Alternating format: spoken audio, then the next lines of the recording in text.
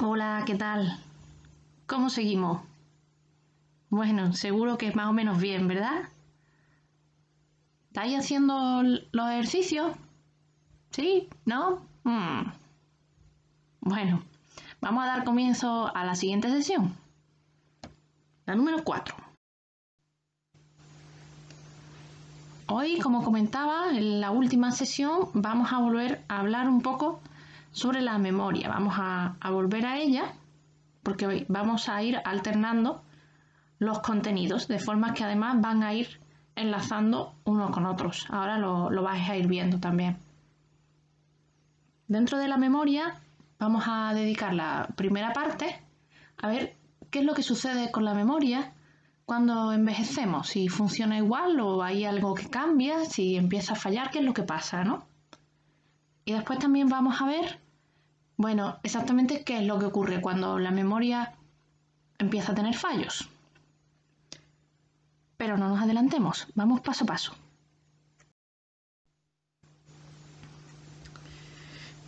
Lo primero que hay que tener claro, envejecer no tiene por qué significar que hay una pérdida cognitiva, una pérdida a nivel mental, a nivel de razonamiento, de pensamiento, de memoria, importante.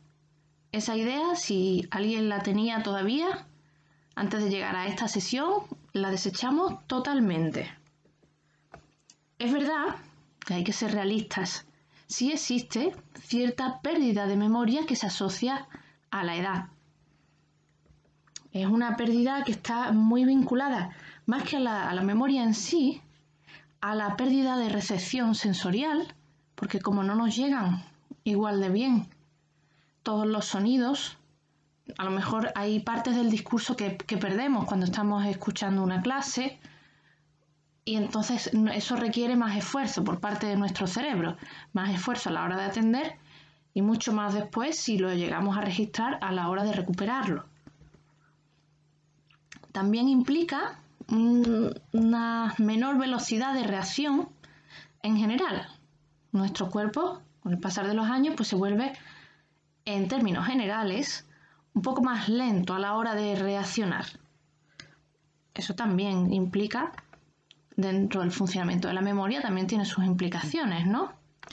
En general, ¿qué es lo que vamos a ver? Vamos a ver dificultades de atención y de concentración con la edad.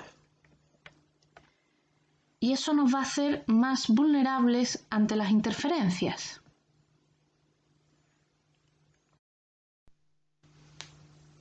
Bueno, estos efectos prácticos lo que significa es que con la edad se va a debilitar nuestra percepción, nuestros oídos, les va a costar más escuchar y captar toda la información que necesitamos del ambiente, también nuestros ojos y el resto de nuestros sentidos. La evocación de nombres también se va a ver afectada. Nos va a costar más acordarnos de ese nombre en concreto que necesitamos en un momento dado. Los nombres de los nietos son mucho más difíciles de recordar que los de los hijos. La atención dividida. ¿Qué quiere decir? La capacidad para estar en varias cosas a la vez. Que en realidad no es más que la capacidad para pasar de una tarea a otra de manera rápida. Como hemos dicho que nuestra velocidad de reacción es más lenta, la capacidad de cambiar el foco de atención de una tarea a otra nos va a costar más. En general, la rapidez de aprendizaje. Vamos a requerir un poco más de tiempo para aprender las cosas y para aprender nueva información. ¿Quiere decir esto que no vamos a aprender cosas a partir de una cierta edad? ¿De los 80, de los 90? Por supuesto que no. El aprendizaje, como sabemos, forma parte del ser humano y se encuentra disponible a lo largo de toda la vida. Pero sí es verdad que conforme van pasando los años, sobre todo a partir ya de ciertas edades más avanzadas, pues va a costar más, aunque también es verdad que cuando la mente se mantiene activa y el cerebro está entrenado, el aprendizaje va a ser mucho más fluido, porque va a tener mucha más información accesible, va a tener mucha más reserva cognitiva y en general nuestro cerebro va a estar más preparado para ese aprendizaje que si tenemos una vida mucho más sedentaria. Pero bueno, sí, va a costar un poco más. que cuando tenemos 40 años, y cuando tenemos 40 años nos va a costar más que cuando teníamos 20, y cuando teníamos 20 nos costaba más que cuando teníamos 10, y cuando teníamos 10 nos costaba más que cuando teníamos 2. A los 2 años, cuando tenemos el cerebro con su mayor capacidad de aprendizaje, somos una esponja. Aquellas personas que hayan tenido mucho contacto con niños, que tengan contacto con niños, lo podrán comprobar día a día, ¿no? La memoria que parece, bueno, es verdaderamente alucinante de los niños pequeños. Y ya poquito a poco, bueno, pues algo de eso vamos perdiendo. Pero no quiere decir que perdamos la capacidad, ni mucho menos. Pues sí, esas cosas algo se ven alteradas, algo se van perdiendo. Pero sí se mantienen otra serie de cosas, ¿no? Como por ejemplo, pues muchas cosas.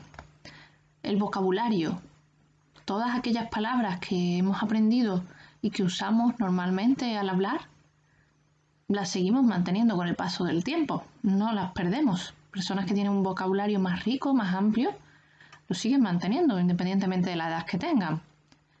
El lenguaje, la forma de hablar, nuestra fluidez, eso tampoco varía con el paso del tiempo. O la memoria a corto plazo, no sé si os acordáis de la sesión anterior. La memoria que yo necesito para poder mantener una determinada actividad en un momento dado. Necesito mantener esa información activa porque estoy escuchando unas palabras, estoy escuchando en clase, estoy atendiendo, necesito tener activa esa información que acabo de recibir para poder darle sentido a lo que estoy escuchando o para tener en mente la conversación que estoy teniendo. Los recuerdos del pasado. Bueno, yo sigo manteniendo los mismos recuerdos de mi infancia que tenía hace 10 o hace 20 años. Y como yo, todas aquellas personas, siempre que no tengan una enfermedad con una demencia, pues lo siguen manteniendo. Incluso manteniendo demencia, hay muchos recuerdos del pasado que se siguen conservando. Recuerdos del pasado suelen estar muy bien afianzados, porque además los hemos repetido muchas veces, son importantes para nosotros. Esos no se van a ir fácilmente. Pero no solamente los recuerdos de nuestras vivencias, sino los conocimientos generales, también son muy resistentes al paso del tiempo. Si yo sé que los palacios están en Sevilla, que Sevilla está en Andalucía y Andalucía está en España, y España está en Europa, pues eso lo voy a seguir sabiendo, independientemente de la edad que tenga. A lo mejor voy a tardar unos segundos más en acceder a la palabra Europa, si la pronuncio poco, pero lo voy a seguir sabiendo. La memoria procedimental. No sé si os acordáis, también la vimos en la sesión anterior. La memoria que me permite hacer tareas, unos determinados actos motores, como puede ser andar, correr, montar en bici. Esa memoria la voy a seguir manteniendo. Después podré andar mejor o peor.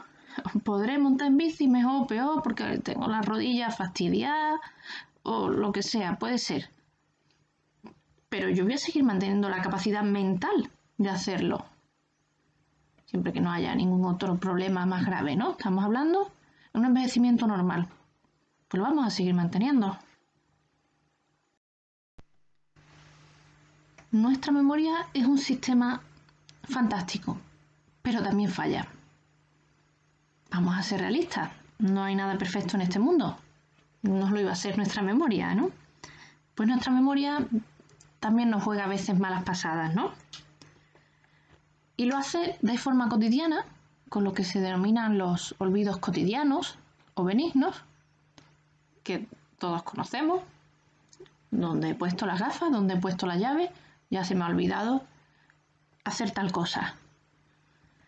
Pero también puede fallar de forma patológica, cuando hay presente una amnesia. Son dos funcionamientos de fallos totalmente diferentes. No tienen nada que ver el uno con el otro, no tiene nada que ver el motivo y no tiene nada que ver tampoco la manifestación de estos fallos. Vamos a verlo y aquí sí nos vamos a detener mucho porque tengo especial interés en que esto quede muy, muy claro. ¿Cuál es la diferencia entre estos dos fallos? Los olvidos cotidianos, esos que tenemos todos, también llamadas quejas subjetivas de memoria, ¿no? Ay, qué mala memoria tengo. Es que yo tengo la cabeza fatal. ¿Cuántas personas nos decimos esto en algún momento u otro de nuestra vida, no? ¿Significa que le sucede algo a nuestra memoria? No, solamente, bueno, tiene pequeños fallos, ¿no? Que además les ocurren a todas las personas. La única diferencia es que hay personas que les ocurre con más frecuencias y personas que les ocurre con menos frecuencia. Pero todas las personas en algún momento tenemos olvidos. ¿Quiénes son las personas que tienen más olvidos? Vamos a pensarlo por un momento. ¿Quién se nos ocurre que puede tener más olvidos? Efectivamente, las personas despistadas. ¿Por qué? Porque las personas despistadas, pues normalmente no prestamos tanta atención a las cosas o tenemos muchas cosas en la cabeza. Y entonces eso hace que tengamos más interferencias. No sé si os recordáis las interferencias, ahora las vamos a recordar. También las personas mayores. Hemos dicho, lo acabamos de ver, que por una serie de, digamos, consecuencias puramente físicas y biológicas del cuerpo humano, con la edad, bueno, vamos teniendo algunas dificultades y nos volvemos más susceptibles de tener interferencias en el proceso nésico, en el proceso de nuestra memoria, ¿no? Los olvidos cotidianos básicamente consisten en bien olvidar lo que queríamos hacer. Normalmente olvidar a lo mejor a por qué habíamos venido, ¿no? Y yo estoy en el salón y de repente voy a la cocina y digo, vení, ¿qué he venido yo a hacer aquí a la cocina si yo estaba en el salón? Y me quedo pensando y nada, que no me acuerdo. Bueno, hay veces que se me enciende la bombilla, pero normalmente, ¿qué es lo que hago? Pues no se me ocurre, pues vuelvo a donde estaba. Y justo cuando llego al salón digo, ay, claro, yo había venido por las tijeras. Y ya se nos viene a la memoria. Es uno de los olvidos cotidianos más frecuentes. También se nos puede olvidar, pues, dar un recado, algo que teníamos que hacer, un producto que teníamos que comprar de nuestra lista de la compra y lo olvidamos.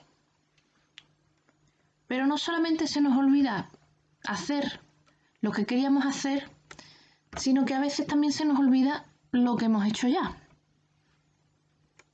Por ejemplo, ¿dónde he puesto la llave?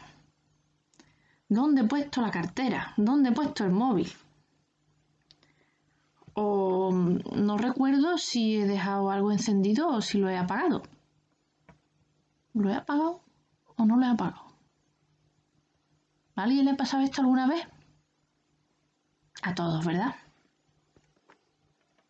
Y hay otra serie de olvidos cotidianos, como el fenómeno de tener algo en la punta de la lengua, que sabes, tienes la sensación de que estás a punto de acordarte, pero no termina de venirte la palabra, no termina de venirte eso que estás buscando. O a lo mejor se te olvida un nombre concreto. Bueno, pues son olvidos cotidianos. A todos nos pasa.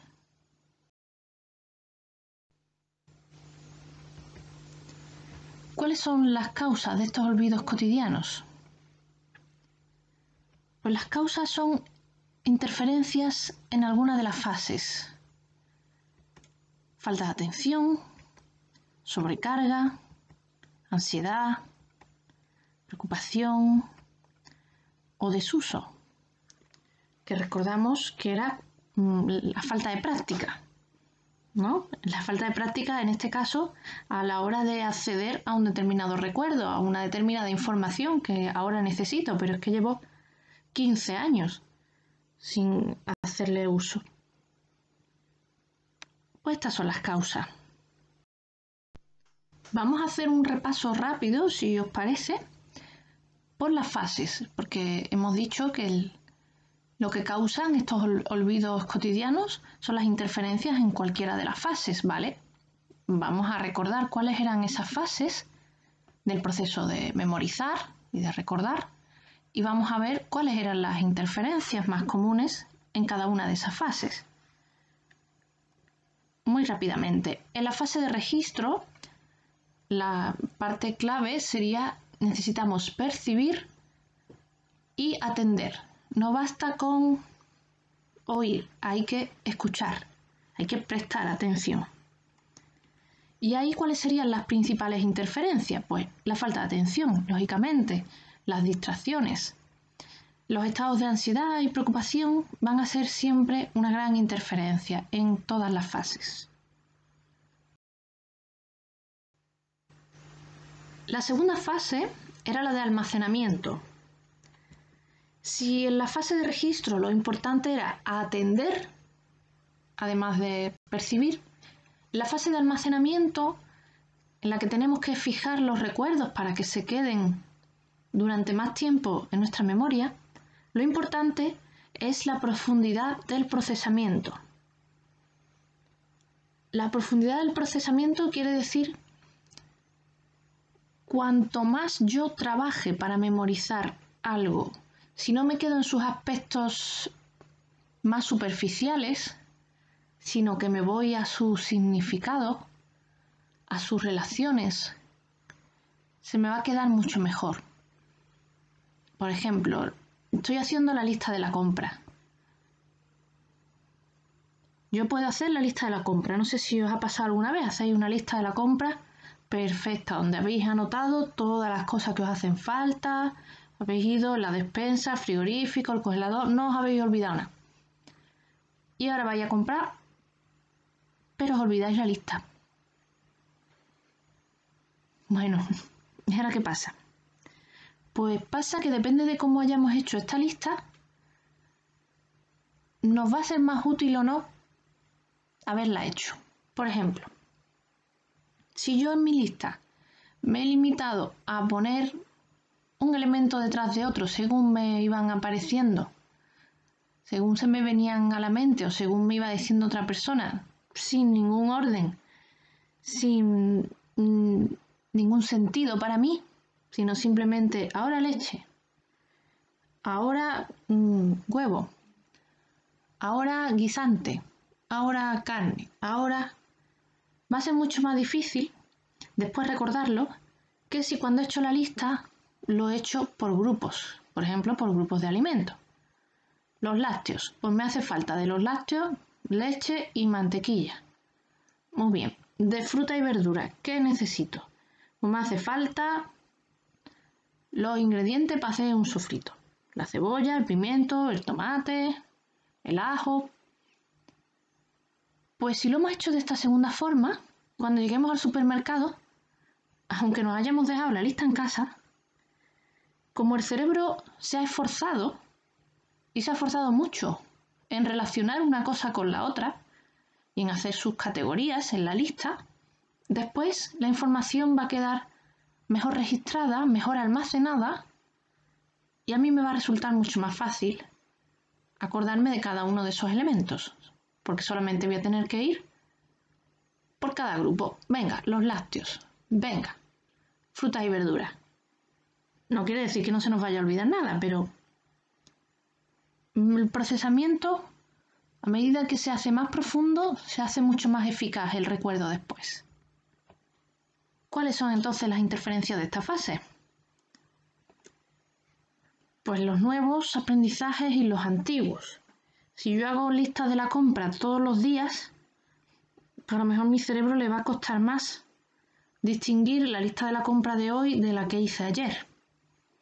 Pero si hago una lista de la compra una vez al mes, pues va a tener menos interferencias, ¿no? En ese sentido. Los estados de ansiedad y de preocupación siempre van a ser el enemigo de la memoria. Siempre van a ser nuestra gran interferencia. La última fase, como recordaréis, es la fase de recuperación. No me sirve de nada memorizar las cosas si después no tengo la capacidad de acceder a esa información cuando lo necesito. ¿Cuáles serían las claves de la recuperación? Pues el reconocimiento y la evocación. El reconocimiento es el fenómeno que se pone en marcha cuando yo me cruzo con alguien por la calle y al fijarme en su cara digo, ay, esta persona la conozco, y le pongo nombre, y además no solo el nombre, sino que sé de que la conozco, dónde nos conocimos, si me cae bien o mal, cuándo fue la última vez que hablamos. Toda esa información rápidamente se activa en nuestro cerebro cuando yo me cruzo con una persona por la calle y la reconozco. Después tenemos el otro fenómeno, que es la evocación. La evocación supone un mayor esfuerzo para nuestro cerebro, porque digamos que no tiene pistas. Cuando yo me cruzo con alguien por la calle, pues me sirve de pista el aspecto de esa persona. No solo su cara, sino su forma de hablar, su forma de andar, su forma de vestir, todo eso le da pistas a mi cerebro. Pero en la evocación no. En la evocación, por ejemplo, sería el caso de que hemos comentado antes, que voy al supermercado y me he olvidado la lista. Ahora me tengo que acordar de las cosas que necesito comprar sin una lista por delante que me sirve de guía. Y entonces, ¿cuáles eran las interferencias de esta fase? ¿Lo recordáis? Efectivamente, la principal, el desuso, la falta de práctica. Cuando hay palabras que apenas uso, mi cerebro, que es muy listo, pues dice, esto es algo que no necesita, vamos a dejarlo más lejos, vamos a dejarlo menos activado. Mientras que las palabras que yo más uso, pues él las va a tener más a mano para mí. La represión era ese mecanismo patológico de bloqueo emocional que a veces sucede. Y también, como siempre, están los estados de ansiedad y de preocupación que nos van a interferir en nuestra memoria en cualquier momento. Esas son las interferencias que se producen en cualquiera de las fases y que se producen de manera más frecuentes cuando vamos cumpliendo años y tenemos más olvidos benignos. Pues bien, los olvidos cotidianos no tienen nada que ver con las amnesias. Las amnesias o la amnesia es el principal síntoma que encontramos en las demencias y su causa es estrictamente biológica. Hay una anomalía, una degeneración neurológica o incluso una lesión que la está provocando. Es una lesión o una degeneración de una parte muy concreta de nuestro cerebro que tiene una manifestación también concreta. Las hay de varios tipos, además. Las amnesias pueden ser anterógradas, cuando lo que perdemos es la capacidad de generar nuevos recuerdos, perdemos la capacidad de aprender cosas nuevas, como si nuestro cerebro ya no permitiera que entrara nueva información, perdiera esa capacidad de almacenarla. No sé si habéis visto la película Memento. En esta película, muy buena por cierto, la recomiendo si no la habéis visto, que además está muy bien retratado el perfil. Pues el personaje principal, lo que le sucede es que tiene un tipo de amnesia anterógrada y eso le permite generar nuevos recuerdos. Lógicamente, pues se busca una serie de estrategias de escribirse notas, grabarse cintas para recordar, pero lo que es su cabeza no puede guardar la nueva información. La amnesia retrógrada, ya la capacidad es para recordar cosas que han pasado en nuestro pasado o bien cosas que aprendimos en un momento dado y que ahora no podemos acceder a ellas. En la película A propósito de Henry, también tiene ya sus añitos, pero también se ve muy claramente qué es lo que sucede con este tipo de amnesias, ¿no? Porque la persona, depende de la lesión, depende de la parte que tenga afectada, pues pierde a lo mejor memoria autobiográfica, memoria sobre su vida, o a lo mejor pierde la capacidad de, por ejemplo, este personaje, recuerdo que al principio no sabía ni comer, ha tenido que empezar a aprender todo desde cero, porque la afectación era más grande. Y en ese momento el personaje además no recordaba nada de su vida pasada. Tanto es así que en el momento de la película en el que él vuelve, le dan el alta porque ya se ha mejorado y vuelve a su casa con su mujer, pues resulta que es otra persona. Porque no lo habíamos comentado hasta ahora, pero nuestros recuerdos son los que conforman nuestra identidad. Y nuestra identidad es la que conforma nuestra forma de ser. Entonces, si perdemos la memoria, perdemos nuestra forma de ser.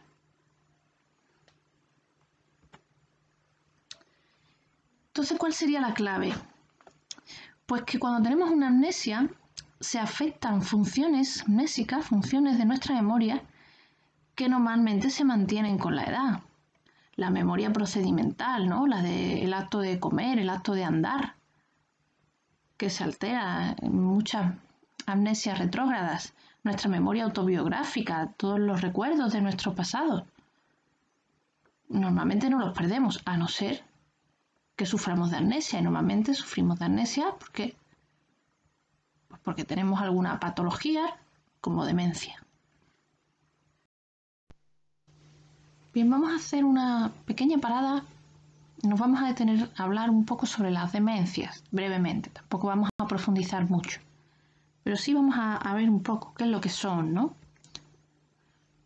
Pues la demencia es un síndrome que se caracteriza porque hay un deterioro en las funciones cognitivas. Las funciones cognitivas es la memoria, pero no solo es la memoria. También es el pensamiento, el lenguaje, nuestra capacidad de razonar, nuestra creatividad, la planificación, la atención, la percepción, una serie de funciones de nuestro cerebro que se dan de forma coordinada, de manera natural, unas con otras, y se integran para que podamos llevar una vida normal,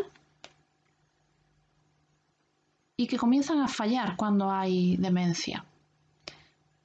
Además, la demencia normalmente se da de manera progresiva, puede tener un inicio más brusco, pero lo habitual es que vaya poco a poco empeorando una vez que se manifiesta.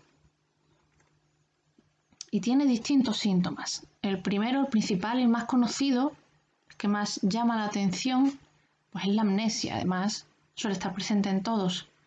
Pero claro, la amnesia, la falta de memoria, digamos que es un síntoma transversal. Lo atraviesa todo. También implica que hay dificultades de pensamiento y de planificación y que nuestra conducta se altera y también normalmente nuestra personalidad. No siempre, pero como hemos visto, si la demencia afecta a los recuerdos de nuestra propia vida, también se altera nuestra personalidad.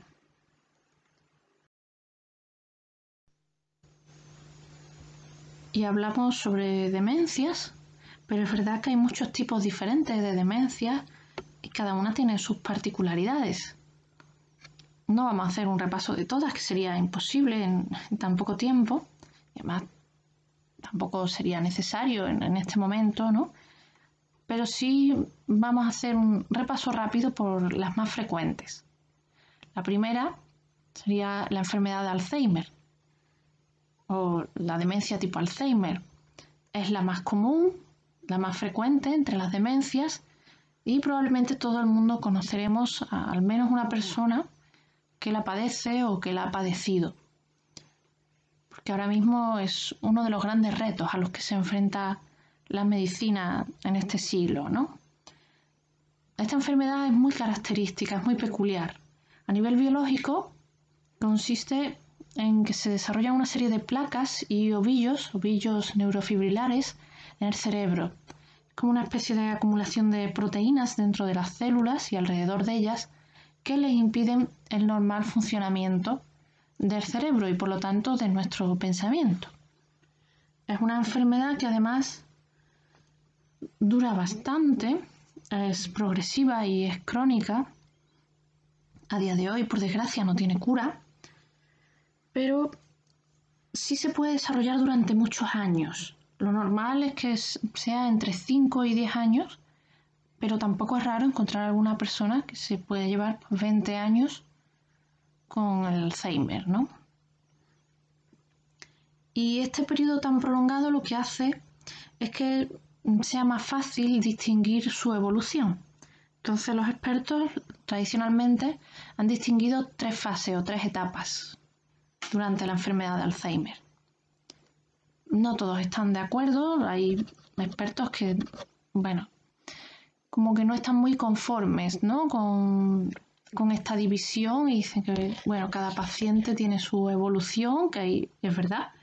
También hay personas que en unos meses cogen la enfermedad y se van.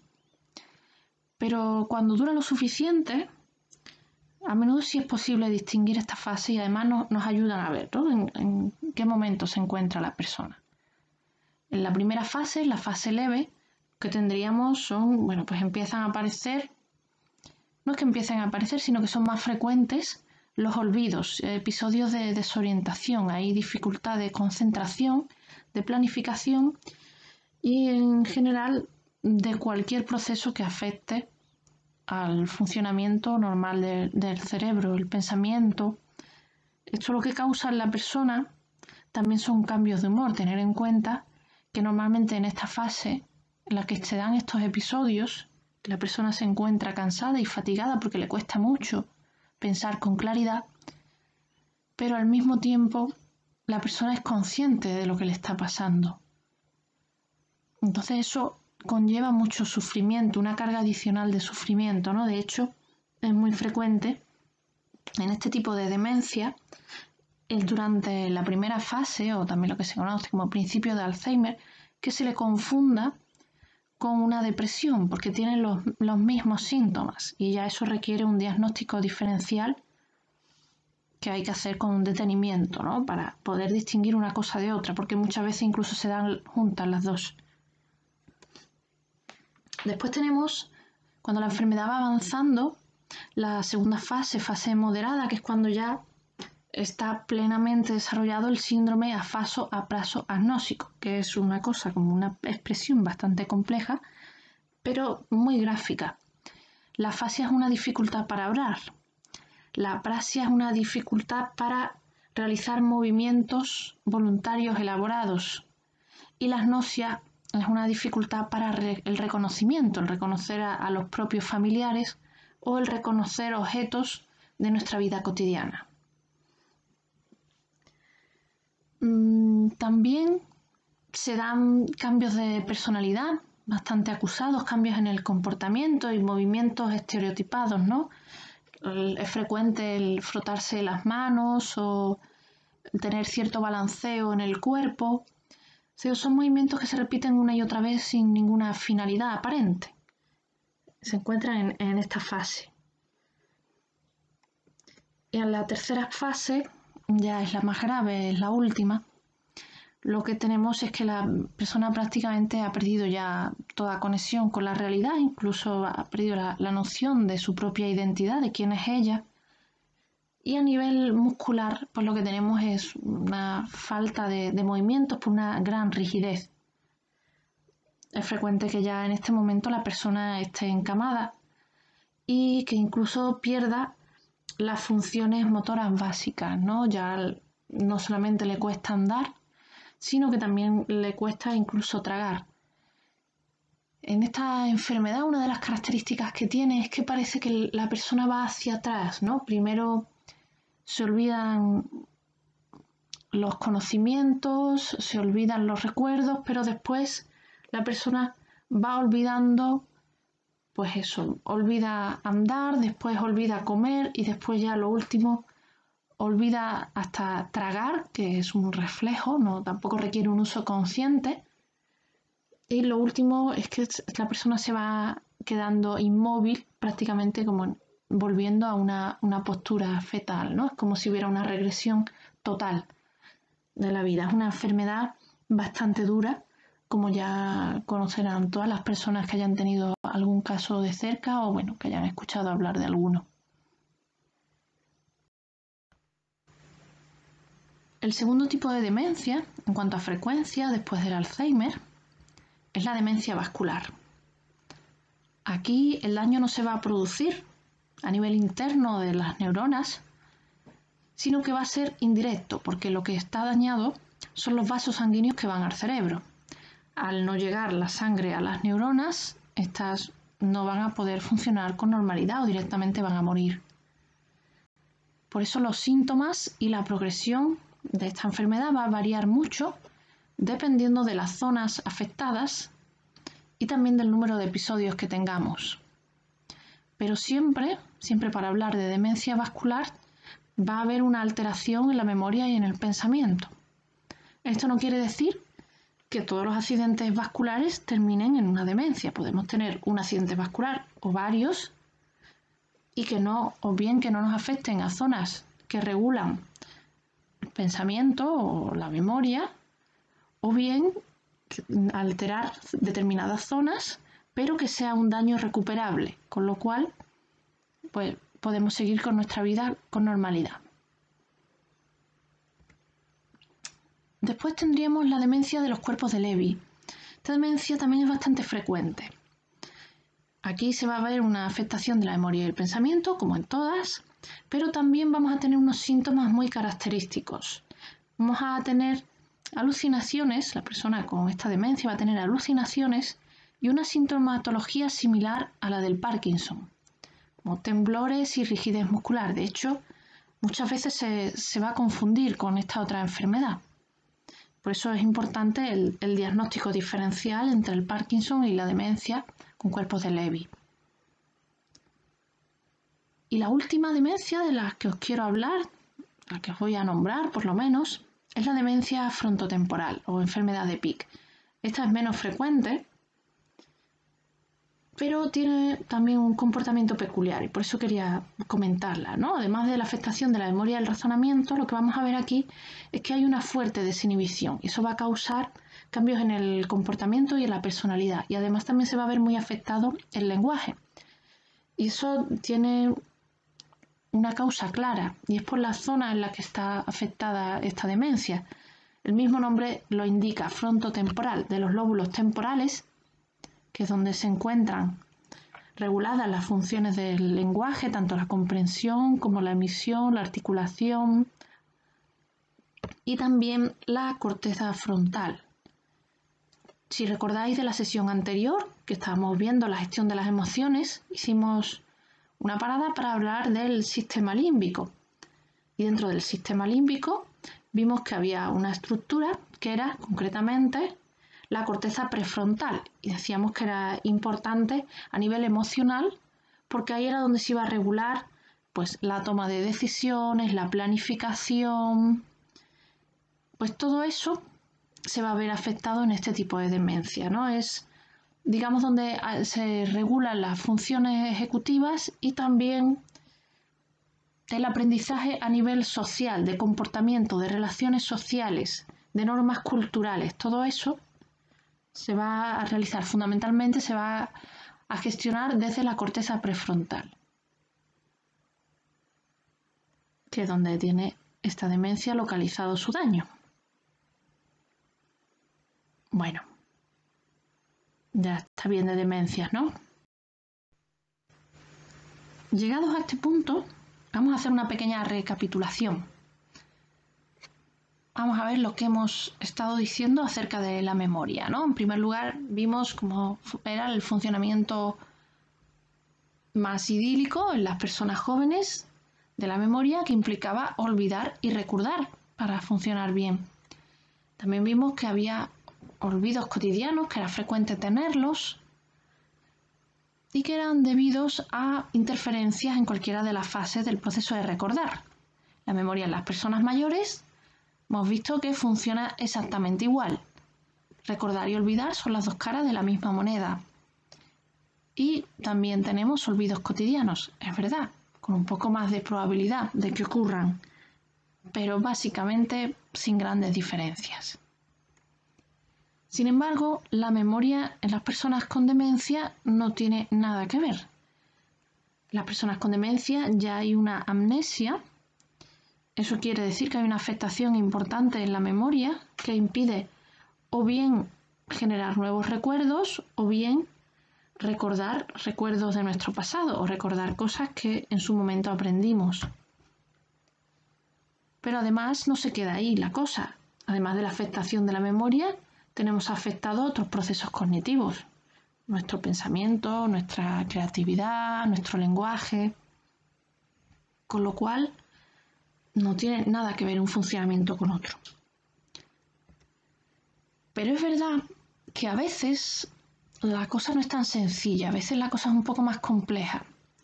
Porque hay ocasiones en las que la memoria está alterada y en principio no hay una demencia que lo justifique.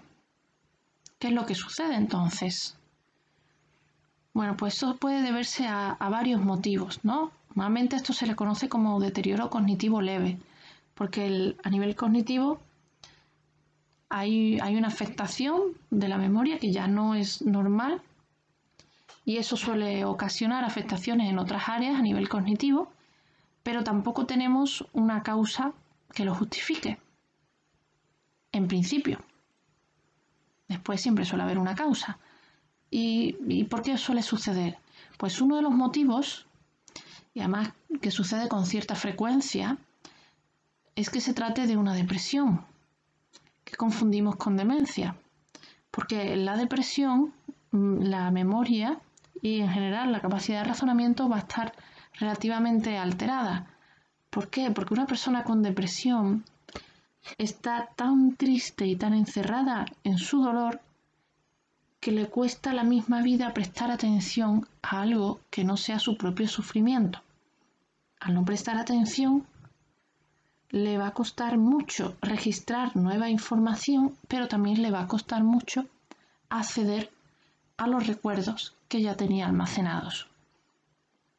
Con lo cual, una de las principales causas de que nuestra memoria se vea alterada cuando en principio no hay demencia es porque hay una depresión encubierta.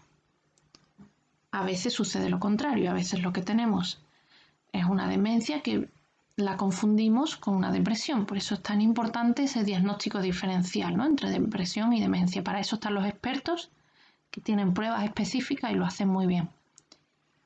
Después tenemos otra causa de esta alteración de memoria, y es que puede ser debida a efectos secundarios de la medicación, porque la medicación a veces viene muy bien para su objetivo principal, por el que la tomamos, pero tiene unos efectos secundarios que nos pueden llevar a algún susto, ¿no? Entonces también una de las primeras cosas que se suele hacer cuando empieza a haber alteraciones en la memoria que exceden de lo habitual, de los olvidos cotidianos, incluso de los olvidos cotidianos en las personas mayores, cuando vemos que ya el funcionamiento no es normal, una de las primeras cosas que se hace es ver qué medicación está tomando esta persona, a ver si alguna de ellas le puede estar afectando.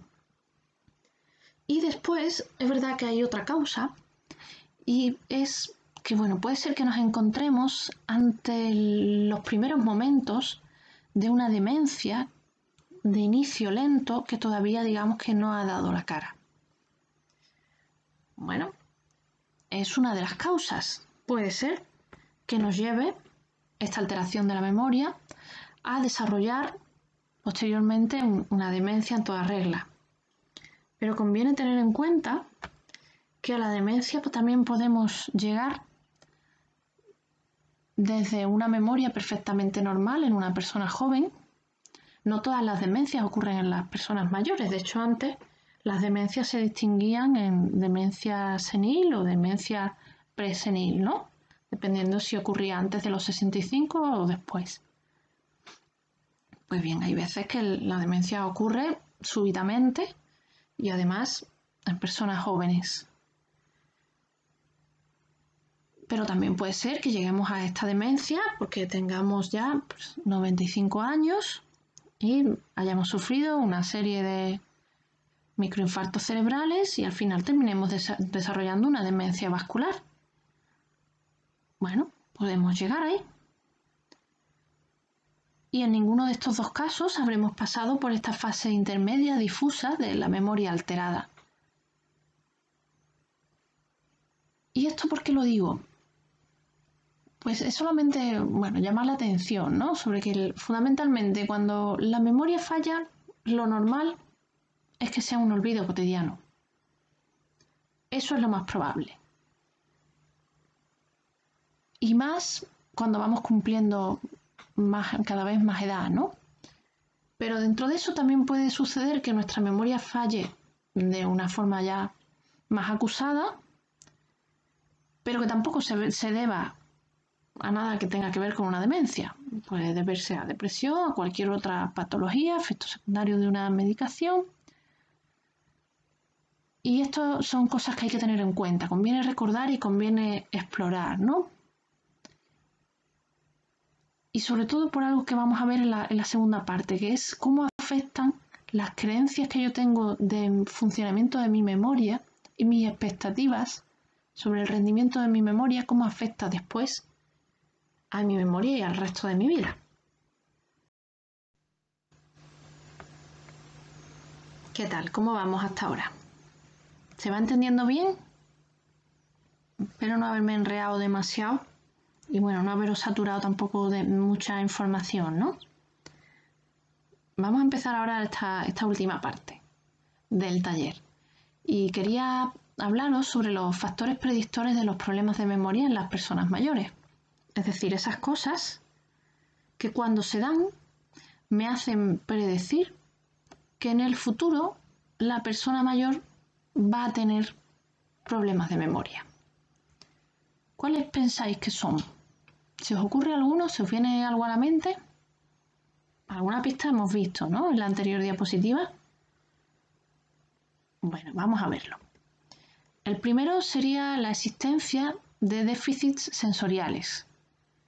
Es decir, si tengo, pues, no sé, soy una persona ciega o no escucho o escucho muy mal, estoy sorda de un oído.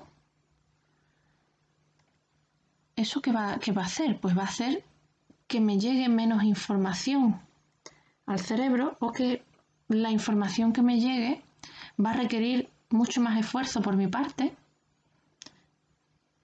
si me comparamos con una persona que no tiene este déficit sensorial, una persona que vea estupendamente y escuche estupendamente, pues va a tener que esforzarse menos para captar la información, para captar las conversaciones, para captar los detalles de lo que está viendo, que una persona que tiene determinados problemas, ¿no? Para ver o para oír fundamentalmente.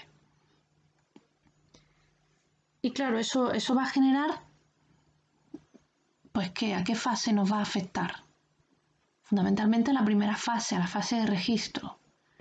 Va a llegarnos menos información porque uno de los procesos de la fase de registro es la percepción y nuestra percepción va a estar mermada, con lo cual de entrada de partida vamos a salir con una dificultad añadida y con menos información que una persona que no lo tiene, ¿no? Que no tiene este déficit. Vale, hasta aquí más o menos obvio. Otro factor que se asocia con problemas de memoria en el futuro, la mala salud. La mala salud en términos generales, una mala salud a nivel de diabetes, a nivel de hipertensión, pues va a estar más relacionada después con problemas de memoria, porque, bueno, por una serie de sucesiones de acontecimientos que se relacionan más o menos interconectadamente. Pero dentro de la mala salud, el factor determinante, el más importante, es la dificultad de movilidad. Es decir, no es lo mismo que yo tenga una diabetes a que tenga un accidente y ahora de repente tenga que quedarme en cama y ya no me pueda mover. De hecho, uno de los procesos que acelera muchas veces los problemas de memoria es algo tan sencillo como tener una caída y romperse una cadera. Ahora ya cada vez se ven menos porque la rehabilitación se hace mejor, la operación en sí misma se hace mejor y las personas con la rotura de cadera pues se operan y bueno, más o menos pueden reponerse bien. pero hace no muchos años, muchas veces una pequeña rotura de cadera significaba el principio de una debacle. Y muchas veces esto incluía problemas de memoria. ¿Y por qué es eso? ¿Qué tendrá que ver, ¿no? Mi cadera con mi cerebro? Bueno, pues la relación parece que está en que cuando no te puedes mover dejas de hacer las cosas que hacías antes, sobre todo cuando ha sido algo sobrevenido, ¿no? Cuando no es algo con lo que te has criado de toda la vida o desde hace muchos años y has aprendido a convivir con eso y no te ha impedido llevar una vida normal. Has tenido dificultades de movilidad, pero a lo mejor con apoyos, con ayuda, bueno, pues has podido seguir moviéndote. Pero cuando esas dificultades de movilidad lo que implican es un mayor sedentarismo, una menor relación con los demás, nuestro cerebro se atrofia. Igual que se atrofian nuestros músculos cuando no los usamos, el cerebro se vuelve mucho más torpe cuando no lo usamos. ¿Y por qué? Pensar en la explicación que hemos visto antes, la interferencia que sucede por desuso, por la falta de uso. Cuando yo no accedo a la información, no accedo a los recuerdos, no accedo al lenguaje, mi cerebro lo va apartando. Lo que no uso lo va apartando. Y si llevo una vida más sedentaria, sobre todo cuando ocurre de la noche a la mañana, esto implica que de pronto la estimulación del cerebro va a cambiar y va a haber un parón. Y el cerebro va a decir, bueno, pues no me hace falta, pues voy prescindiendo de esto, pues voy prescindiendo de esto. Y no significa que ya vayamos a tener una demencia. Lo que significa es que vamos a tener una mayor dificultad para que nuestra memoria funcione con agilidad. Pero nos queda otro gran factor, y son las expectativas negativas acerca de mi propia memoria, de cómo funciona mi memoria. ¿Esto qué quiere decir? Pues quiere decir que si pienso que tengo mala memoria, probablemente me voy a equivocar más que si pienso que tengo una memoria normal. En ambos casos puedo tener olvidos cotidianos, sí, de vez en cuando me puede fallar. Pero el yo pensar que mi memoria es mala, que cometo muchos fallos y que voy a seguir cometiendo fallos, es una especie de profecía de autocumplimiento. Creo que era John Ford el que decía que tanto si piensas que lo vas a conseguir como si piensas que no lo vas a conseguir, en ambos casos llevas razón. Y aquí en concreto, en el funcionamiento de la memoria, esto sucede por dos motivos. El primero, porque la confianza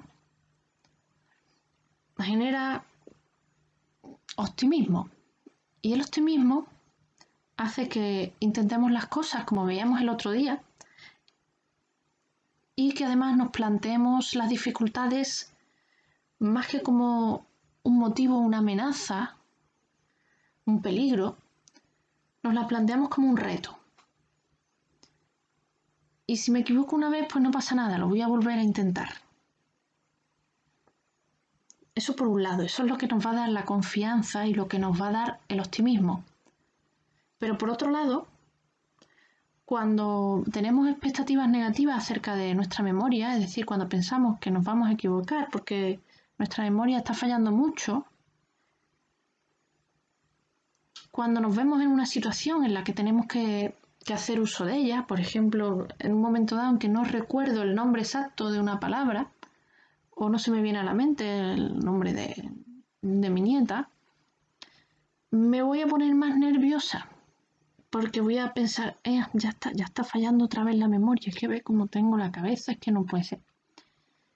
Y esos pensamientos y esa ansiedad me va a interferir directamente con la recuperación. Y eso va a hacer, lógicamente, que me equivoque más. Entonces, por eso es importante tener unas expectativas. Tampoco es que vayamos a pensar que tenemos la mejor memoria del mundo, que no nos vamos a equivocar nunca, eso no sería realista. pero sí unas expectativas realistas, adecuadas a la realidad. Y la realidad es que nuestra memoria pues funciona como tiene que funcionar. Que a veces va a tener sus olvidos, pero que casi siempre el olvido está cumpliendo una función. Y que cuando olvidamos algo que no queremos olvidar y nos juega estas malas pasadas, bueno, nos puede molestar en el momento, pero conviene que no perdamos de vista que a todo el mundo le sucede y que también con los años es normal que nos suceda y que nos suceda con más frecuencia. Pero eso no quiere decir absolutamente nada más. En el momento en que tengamos uno de estos olvidos, además, podemos hacer uso de estrategias. Y si tenemos en ese momento la ansiedad alta, se nos disparan los temores, no vamos a poder emplear esas estrategias adecuadamente. Bueno, quería haberos comentado algunas de estas estrategias en esta sesión, pero la verdad que se me ha echado un poco el tiempo encima y casi mejor lo dejamos ya para la siguiente y no cortamos a la mitad, ¿no? ¿Os parece? Bueno, yo creo que sí, ¿no?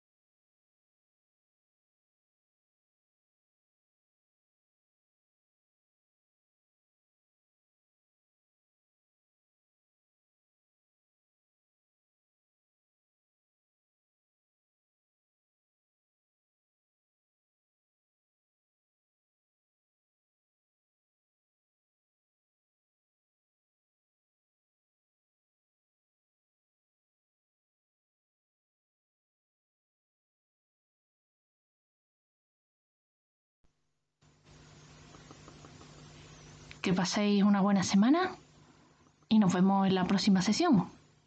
Sed felices.